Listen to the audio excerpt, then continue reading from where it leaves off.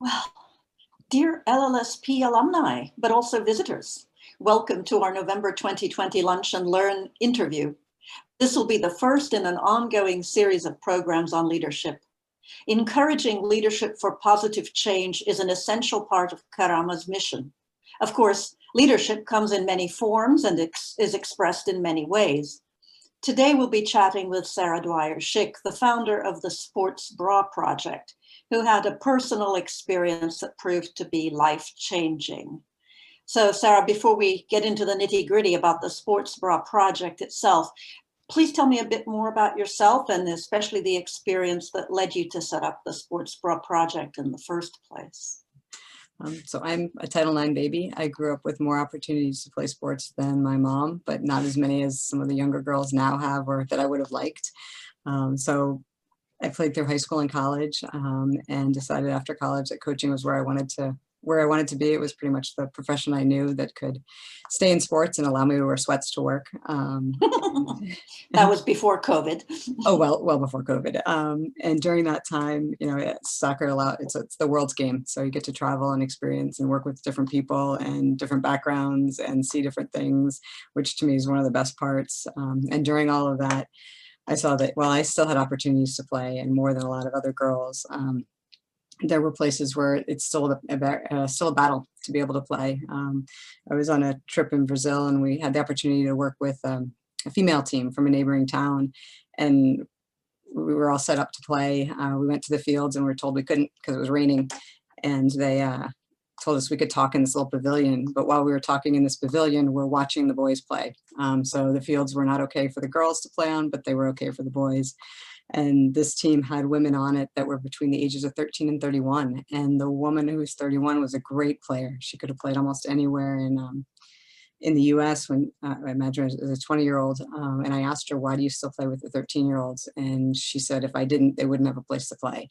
And that was kind of the ultimate leadership, I think, as it were. So many experiences like that kind of got the idea going that there's lots of barriers out there. We can't address all of them, but can we help with one of them? And one of those is access to something as simple as a sports bra. So I brought some bras with me on a trip to Namibia a couple of years after that. And I thought they were going to go to this organization that was doing programming in very remote villages. And the woman we gave them to asked if she could give them to our national team. I think I went, wow, oh, the national team didn't have bras. Some of them didn't. And then here we are in the capital city, here you are with the National Foundation, and they're still not having access. So the Sports Bra Project really came from that, of realizing, through my years of working in sports, I had tons of connections. I had friends who had similar experiences, and we're like, you know what, we can't solve everything. We can't address every need, but can we do this? And so that's the simple start, a very grassroots hobby, as it were, on the side that we were going to do for fun, has now grown into something a lot more, which has been a lot of fun, and a lot of fun to see a lot different people and different women take leadership roles in different parts of it based on their background. When we first talked about this, you told me about an observation you had about, why the Sports Bra Project as opposed to sending other sports equipment. Tell us about that. I think there's lots of great programs using sports-based youth development and sport for social good. And a lot of them provide equipment. They'll provide balls for whether that's soccer or other sports. They'll provide uniforms, new and used. But a lot of times what gets forgotten is the sports bra. I think a lot of that's because there aren't women in leadership roles. But we also see that a lot of that equipment, while given in good faith, as it were, to programs that have girls and boys in them, a lot of times it gets shepherded to the boys, or once the program stops, they kind of end up getting over the boys, and the girls don't have the access.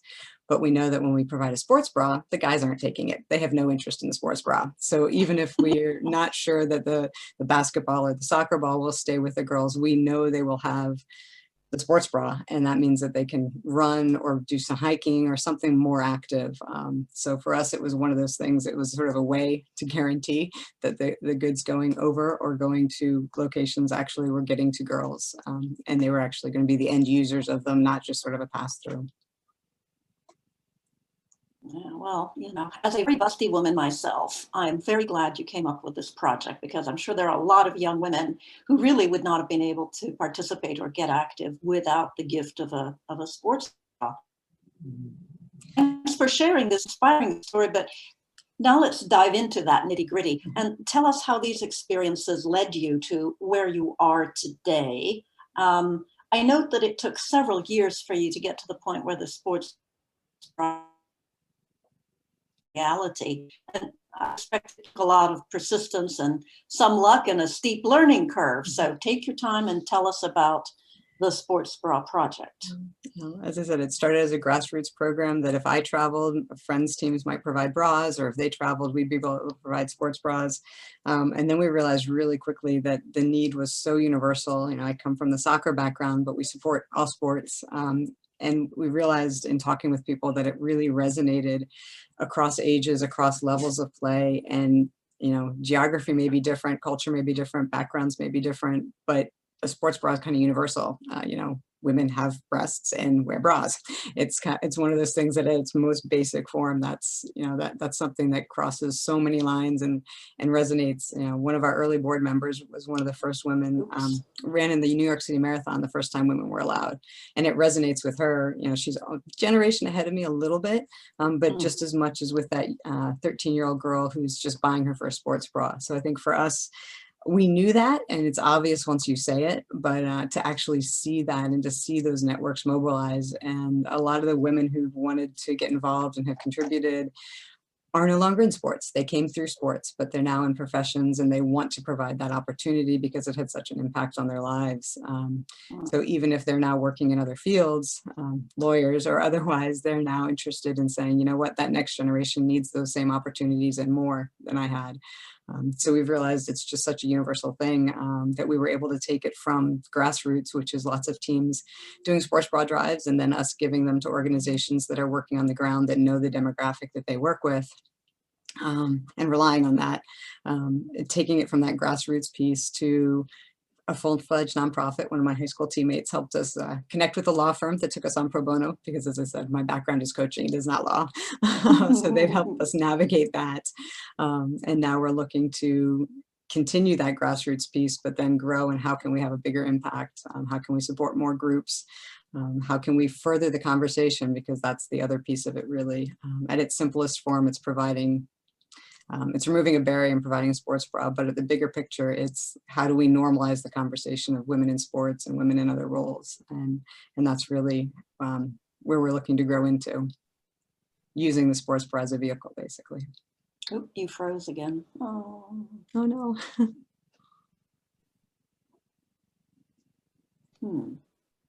Oops. I think we might have lost Sarah can everybody there. hear me? I frozen. Oh, there you are. There we go. Okay. There we go again. Well, I know that you came armed with a few slides. So if you'd like to start screen sharing now, I know I said that it was just lovely to see all those smiling faces. So go ahead and tell us a bit more, you know, about the Sports Bra Project. Share screen, just a second here. I think we're all on Zoom enough, yet it still always takes a second to navigate this. So this is super short, and always welcome to questions. So as I said, at a basic form, we remove barriers to participation, and the sport, not having a sports bra is one of them. It crosses different geography. This is a volleyball group that traveled to Africa. And this is a soccer team in Mexico. So there are different levels of play. These are more elite high school players. These girls are just starting to play in Mexico. The first thing we usually address, because a lot of men are still involved in coaching and the leadership roles, is being able to talk about it. It's not a comfortable subject, especially when there's modesty concerns. So we really treat the sports bra as a piece of equipment. That's all it is. If you're ordering socks, you're ordering shorts, you're ordering jerseys, sports bras are the same thing. And kind of putting in that language makes it easier for girls to be comfortable, but it makes it easier to have a conversation across the genders, as it were, sometimes. Then I think what we addressed a little bit earlier is why we're doing this. And it's basically, there's barriers to access that women and girls still face in sports. They tend to fall into three categories. Cultural, girls simply don't play. So if you're dealing with a first generation immigrant population in New York City, the moms, the aunts and uncles may not have, or the moms and the aunts may not have played. So the girl just doesn't have that background. And culturally, there's still a taboo around it in a lot of areas. Economic piece of it is really if resources are tight and it's not part of your culture to play, it's not a priority, or it's the first thing cut if you're worried about having a roof over your head or food. You know, even a $20 sports bra is very cost prohibitive in some areas. And then logistical. Amazon just simply doesn't deliver everywhere, and there is no Walmart or Target to go run to. So we know this looks different. The girls on the left here are a different soccer program a few years after that previous photo in Mexico. The women on the left are part of a women's soccer league in Kenya, and the women in the middle are part of a program called Free to Run, which works with girls and women in doing outdoor activities in areas of conflict. So this was taken in Afghanistan a couple of years ago, actually last year.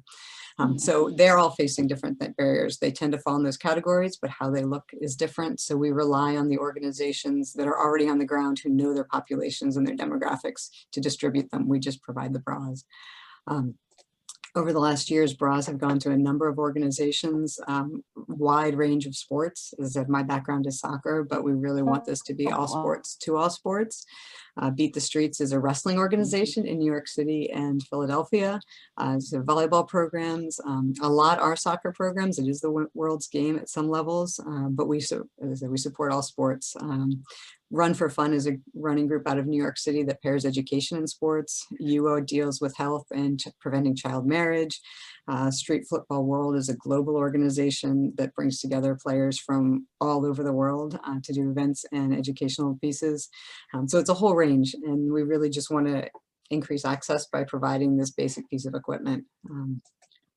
So far we've given more than 4,000 sports bras in more than 26 countries to 31 organizations.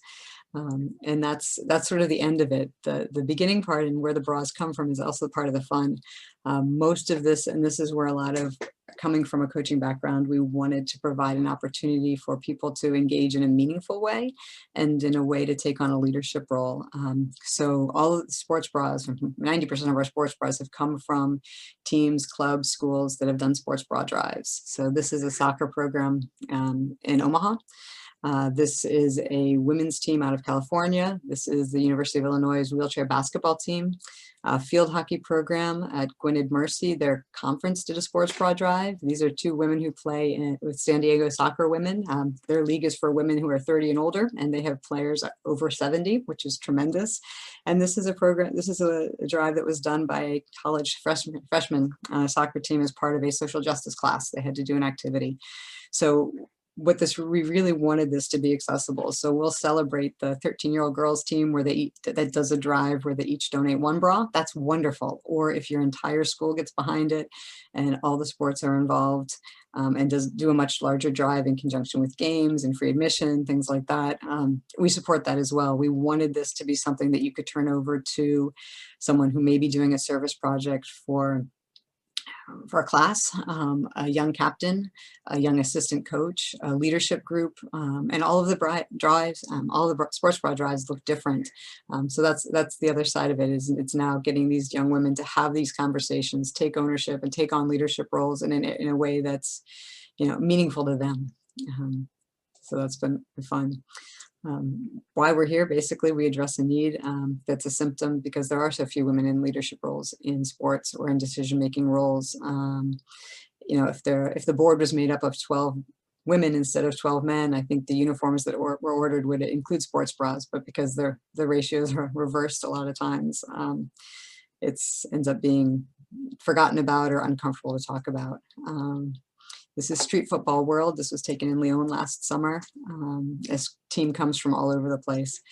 And one of our big things is that if the leadership doesn't look like the populations that it's working with or being served, then it's, things are overlooked as a special interest, which is one of the reasons we want people to take ownership of their sports bra drives, but we also turn over the bras to groups that know their demographics. I'm not going to know the demographics of a rural village in Uganda or some of the social aspects of it. So if we can rely on the expertise of groups in those areas and just support their work, that's where we are. So that's the Sports Bra Project in a nutshell. I think that hopefully answers a lot of those questions, Sarah. I don't know. Yeah. Why did you choose this particular shade of purple? There must be a story behind it. It's very visually, striking, I will say. Yeah. Gosh, that was not a question I was expecting. I think it was somewhat conscious. It's a strong color. We don't, blue and pink are so gender specific and have so much stigma with them. We needed a color that was exciting and interesting, but stayed away from all of that, to be honest. So purple just seemed like a good fit. Plus it looks nice and a little different than others. Mhm. It's very interesting, the worldwide reach that you have. Karama is also a worldwide reach. But one of the things that occurred to me when I was thinking about the Sports Bra Project, and in particular where you are in the life cycle of what I would say is a young organization, is where have you found people to serve on your board? How do you expand your reach? How do you, both for recipients, but also for groups or individuals that are willing to host or organize a drive for you? I guess maybe in some ways I'm asking what your communication strategy, but also what your board development strategy is. There's a lot in that question. Our board Our board initially grew organically. As I said, our intention was not to make a much larger organization. It was something we were doing because it was meaningful to us and it resonated with us. So the women on the board were really women who I knew through my network that wanted to get involved. And each of us bring a little bit different background, whether that's in law, whether that's in grant writing and other things. We now are at the point where that grassroots piece is pretty solid and is really growing just organically, which is amazing. I think the network of women involved in sports is often underestimated and underutilized, and how tight that connection is, which has really fueled our growth, especially on the both receiving sports bras and as well as being connected to organizations that have a need. As we're looking to grow further, we're looking to expand our board and make it look a little bit different. We need people with different backgrounds. I think you form any organization, you start with people and I'll be honest, women within sports are a very small minority, and anyone who's not white within that group is an even smaller minority. And it's unbelievable. I'm not sure how much this audience is into the world of sports with that, but I've often been in organizations where I'm the only woman in the room. Guys from all over the place, but it's me. And so that network is one that we really tapped into because it is a tight-knit one, even if you're not geographically tight, which has been fun. Growth-wise, we're looking at expanding, as I said, expanding our board, people that can help take us to that level, keeping that grassroots piece that is so core and so vital and really the exciting part, but then enabling us to grow. Social media has really been the way that it worked for us. We could not have done this project 10 years ago.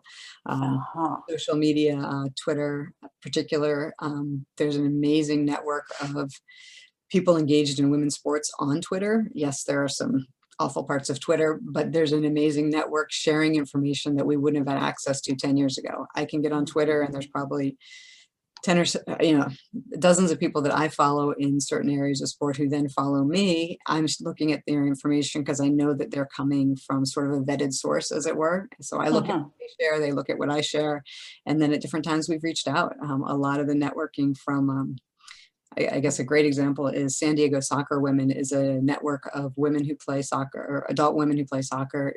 It says San Diego, but it's really pretty much California, and then also some national reach. I met the woman who founded that on social media. We connected because we both really enjoyed what the other person was sharing. It was stuff that maybe wasn't on our radar, but they're bringing it to our attention.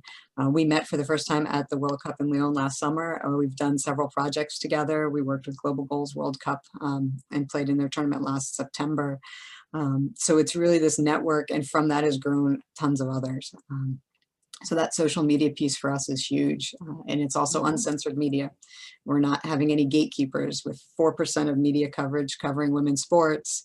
There's a lot of gatekeeping going on with who can access sports, but there is no gatekeeping on social media. So Twitter has been an amazing resource.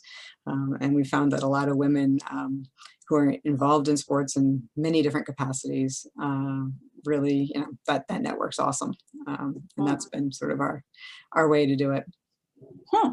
That's interesting. Karama, of course, also has a Twitter account. I'm of an older generation, so I I got sent my onto first email Facebook in college. yeah, I got onto Facebook essentially, so I could shadow my kids and see what they were up to, lurk around. Okay. But it's interesting to me that Twitter has turned out to be such a great driver for you.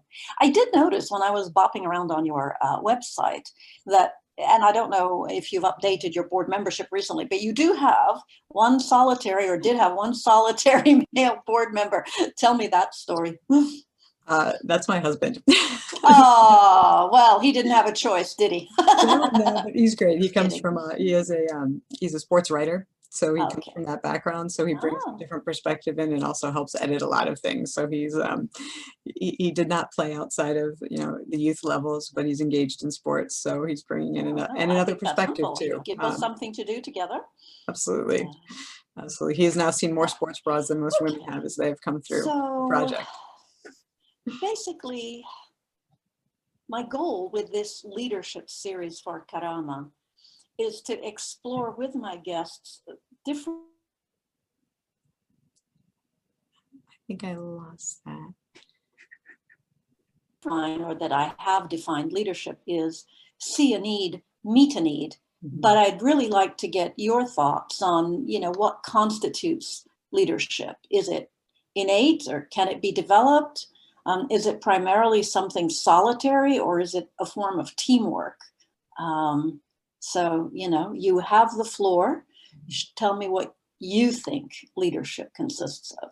Oh, that's a loaded question. We could talk for hours on that. I think Get there's 10 lots of minutes. different forms of leadership.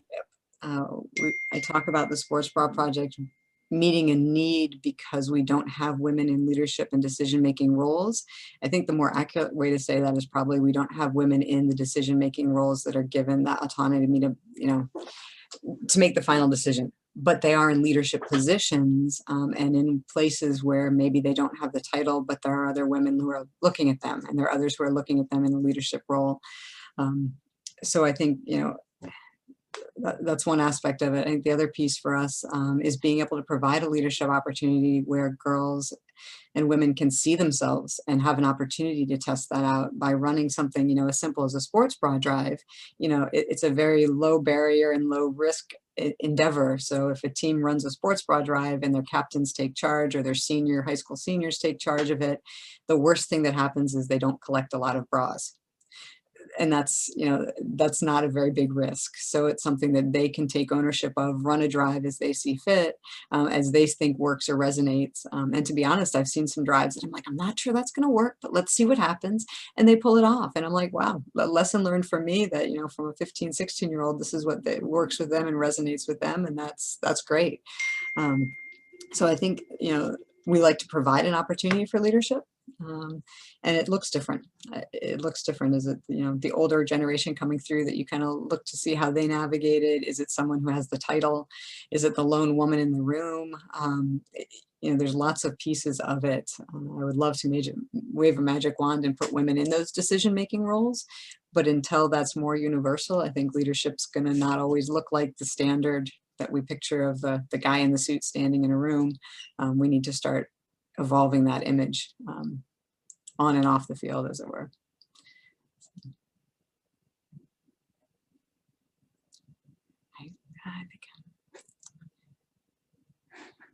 I think you're on mute, Sarah. There we go. I hadn't wanted to interrupt you.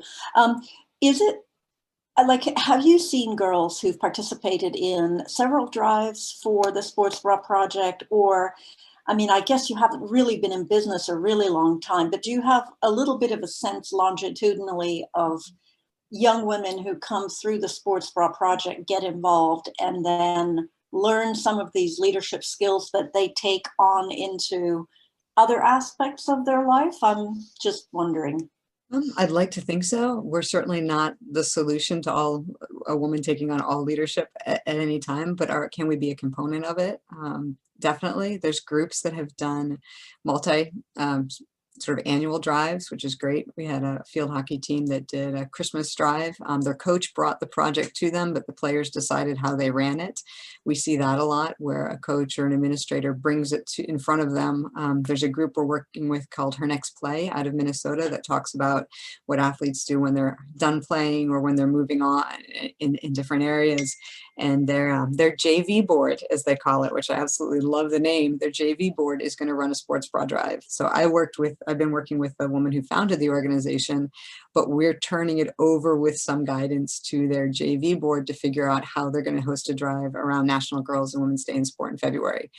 So I'm not sure. We're providing some guidance and resources, but it was up to the JV board to make the decision that that's what the project they wanted to do, and how they're ultimately going to do it falls on them with a little bit of guidance from me. And I think you said something that really resonates with me, where you basically were saying it's not so much that you develop leadership as you create an opportunity for leadership to discover itself and to develop. So that when you have people who want to organize a drive, you don't give them something which is like a step-by-step process. Is that right? You just kind of, we give them some ideas. Mm-hmm. There's some things that are pretty standard, like what kinds of bra requirements and some things that we can recommend. But if they ultimately, how they decide to do it is really up to that organization. Some guidelines, we wouldn't host it in conjunction with a beer pong tournament. Let's stay away from that. But if you're hosting it in conjunction with a game or something, or an event or a holiday party or whatever resonates, a give back day. There's so many groups doing some great work, and I'd be silly to tell them all exactly how to do it, because a lot of them, they know their population better than I do. And that's the beauty of it. And they teach me as we go along, which has been a lot of fun to learn from some of the 20 somethings that I'm not as in tune with that. Is that I sent my first email as a college student and thought it was the worst assignment ever, because it wasn't going to take off. Lo and behold, here we are with social media. But so yeah, we provide opportunities to do that, as well as an opportunity to see, maybe some of the things that they might have access to that others don't, opening their eyes to different sort of, that there is a universal need, there is a universal community, but there's also barriers and things that they can maybe help address themselves or be aware of. Yeah. And when you organize a drive, do the participants who are, raising the money and buying bras, do they get any information about where their particular, consignment of bras, where that goes? Or, what's the to and fro communication once, let's say, a high school crew team or a junior varsity basketball team have decided to do a drive? Is there some way to connect the donors with the recipients? Yes and no. If an organization collects 30 bras, it may be a certain range of sizes, so they all get mixed in with others, so we can provide the appropriate distribution based on an organization's need. Those 30 bras, we're not going to match them with 30 individuals, but they might be part of a shipment of 150 that goes to another organization. So a lot of times we can give them an idea of where they're probably going to head out, but we don't, and occasionally we have tracked single bra packages, which has been kind of fun, but for the most part, you have an idea where it might go, but that's pretty much the extent that we can do. We do provide an opportunity, which has been really kind of fun, especially with some of the younger athletes. We attach a little tag to each of the new bras, and on the back and the front is our logo, just a simple little 2-inch by 2-inch square, but the back is blank, and it provides an opportunity for the athlete who's giving the bra to write a short note on the back, something as simple: keep playing, we believe in you, this is from Sally in Iowa lacrosse. Something like that on the back has provided a neat little connection.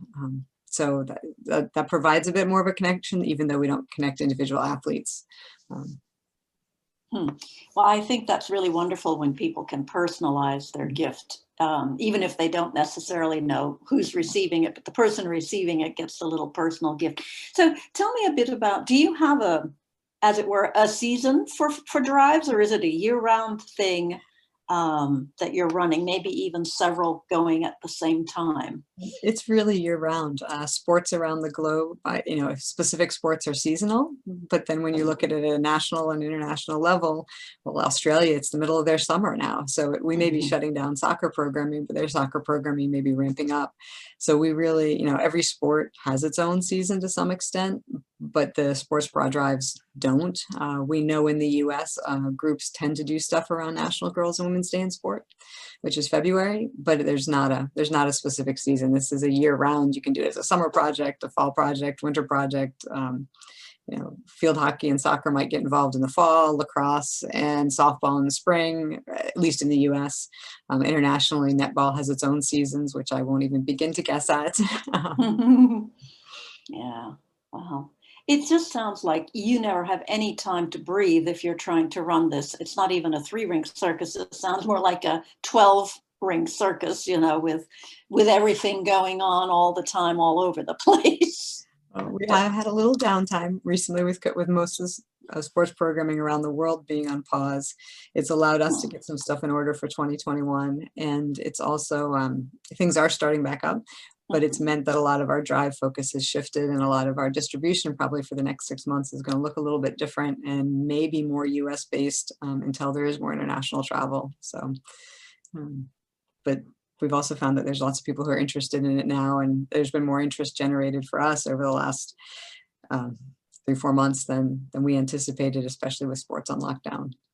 Yeah, there's no doubt that this whole COVID thing has taught a lot of people how to do things differently. People have just had to adapt. For some people, I guess it's been more traumatic than others, but I guess this was a good time for you, being as how, again, you were recently setting yourselves up as a formal nonprofit. It's been an opportunity for you to, take care of, as you say, some administrative and other things. Yep. Well, speaking of connecting donors and recipients, now that we're all such experts on Zoom, I imagine that would be, you could have some kind of Zoom connection. I don't know. Who knows?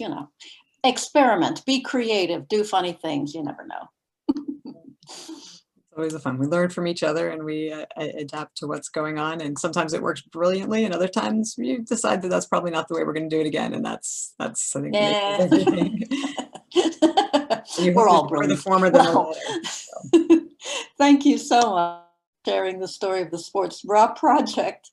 I feel sure that with a little bit of luck, the Sports Bra Project is on the brink of doubling or tripling its reach to the benefit of countless women and girls all over the world. And to my viewers, especially if you are an athlete or if you have a son or daughter who's an athlete, spread the news or get involved yourself. It will be fun, and you may change someone's life for the better. And thank you. Thank you for having me on. I appreciate it. And now for my usual quick plugs.